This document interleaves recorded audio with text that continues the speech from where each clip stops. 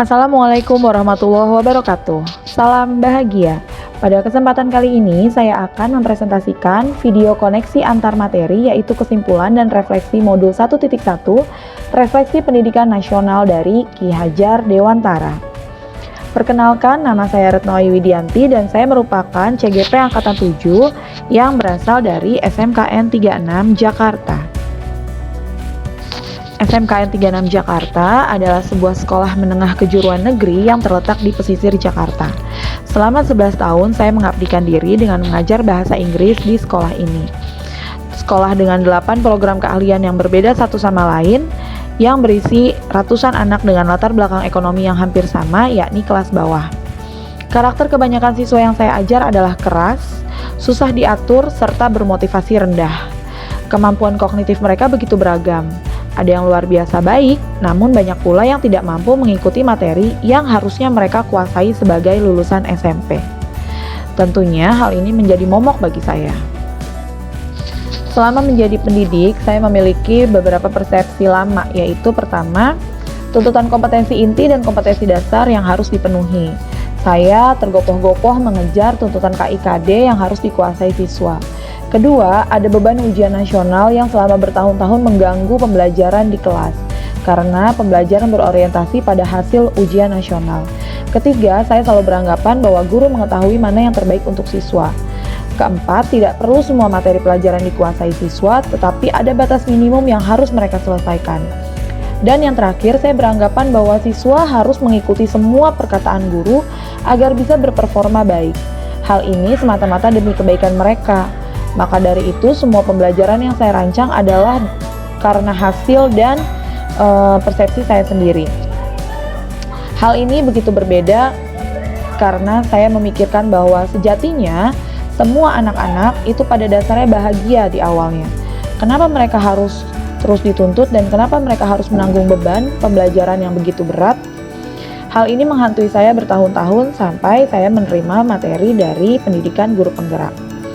Di situ saya merenungi berbagai kondisi siswa saya. Pertama, selama ini mereka dicetak untuk menjadi siswa yang beretitut baik, siswa yang berpendidikan baik, siswa yang berkemampuan kognitif bagus, siswa yang harus memenuhi ketentuan minimal dari berbagai mata pelajaran. Beban demi beban mereka tanggung setiap harinya, dan kita sebagai guru menutup mata atas beban pribadi yang mereka bawa dari rumah. Setelah mengikuti pendidikan guru penggerak, pada modul 1.1 saya memahami bahwa Ki Hajar Dewantara mengemukakan guru hanya dapat menuntun, bukan menuntut. Di sini kita sebagai pendidik adalah pamong, bahwa siswa harus berkembang dan kita hanya menuntun mereka sebagai pamong. Ketiga, anak bukanlah kertas kosong. Mereka memiliki beban dan dasar sendiri-sendiri yang akan saling berhubungan dengan kondisi yang kita berikan. Lalu tujuan utama pendidikan bukanlah semata-mata akademis, tapi membimbing kekuatan kodrat agar mereka bisa selamat dan bahagia. Terakhir, pendidikan berhubungan dengan kodrat alam dan kodrat zaman. Sebagai pendidik, seyogyanya kita harus menyesuaikan dengan kodrat alam dan kodrat zaman ini. Semua hal ini saya dapatkan pada modul 1.1 refleksi dari Ki Hajar Dewantara, sebuah pemikiran yang telah berlangsung hingga 100 tahun lamanya, tapi ternyata belum benar-benar dijiwai oleh semua pendidik di Indonesia. Kemudian saya merenungi bahwa sejatinya pendidikan itu adalah menanamkan kebahagiaan. Anak-anak ketika bahagia, maka mereka akan bereksplorasi dengan sendirinya. Selama mereka bahagia, mereka akan belajar, mereka akan menyerap, dan mereka akan berkembang, tanpa perlu harus terus kita awasi dan kita tuntut. Lalu saya merenungi juga kondisi kelas yang saya ajar, bahwa anak-anak mereka bukanlah kertas kosong, mereka juga bukan robot yang harus kita program.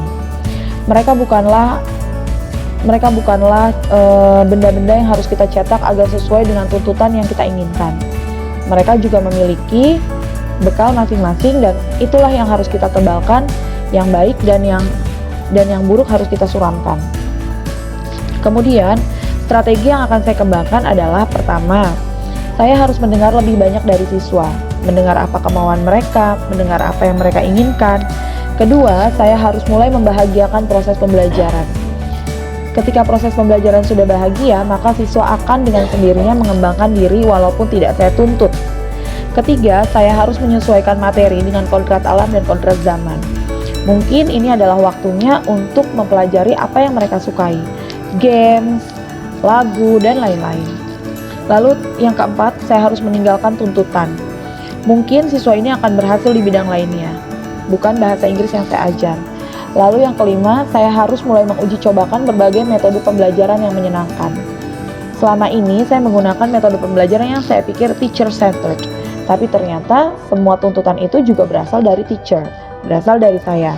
Maka dari itu saya harus mencoba metode pembelajaran teacher-centered, student-centered yang sebenarnya, yang mendengar dari siswa, yang mengetahui apa kemauan siswa, dan mengembangkan mereka sesuai dengan kodrat yang seharusnya. Demikian apa yang bisa saya pelajari dan apa yang akan saya kembangkan dari Refleksi Pendidikan Nasional. Terima kasih. Wassalamualaikum warahmatullahi wabarakatuh.